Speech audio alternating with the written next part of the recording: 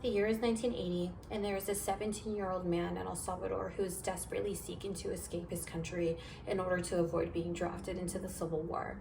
And although the war had just begun not that long ago, the trauma had already taken its place within him. The destruction was immediate. Murder and death began to plague the country. Lifeless bodies literally began to fill up the streets. His intuition spoke to him, and it told him, if you want to be alive, you have to get out of here. So like any smart man would do, he listened to his gut. With 200 pesos in his pocket, no real plan, and a lot of courage, he set out on a journey to make it to the United States.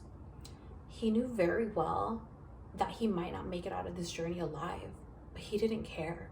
He had grown up so poor that surviving by any means necessary was already deeply rooted into who he was, and nothing scared him.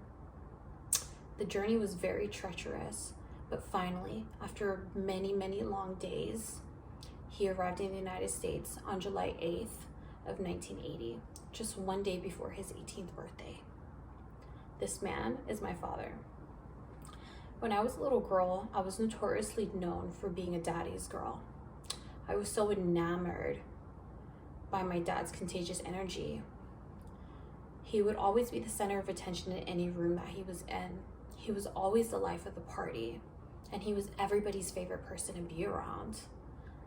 The suave that he possessed was magnetic, and everybody around him could feel it, including me.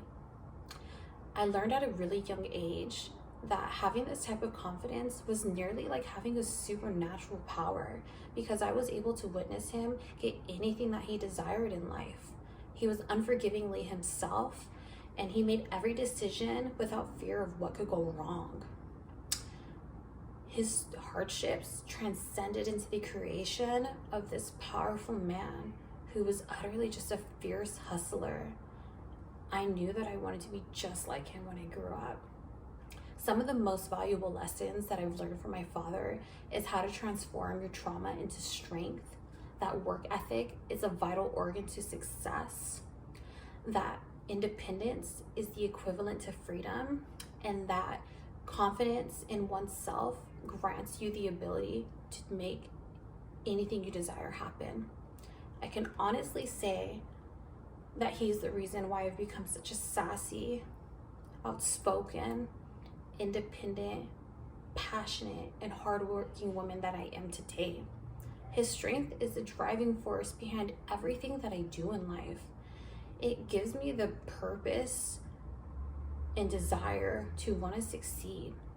It fuels me with fearlessness of failure, because I think back and I imagine the 17-year-old boy and all the tragedies that he's had to endure and all the success that he was still able to obtain. And I know that I have no valid reason not to strive for even more than that. So I have to thank him for who I am.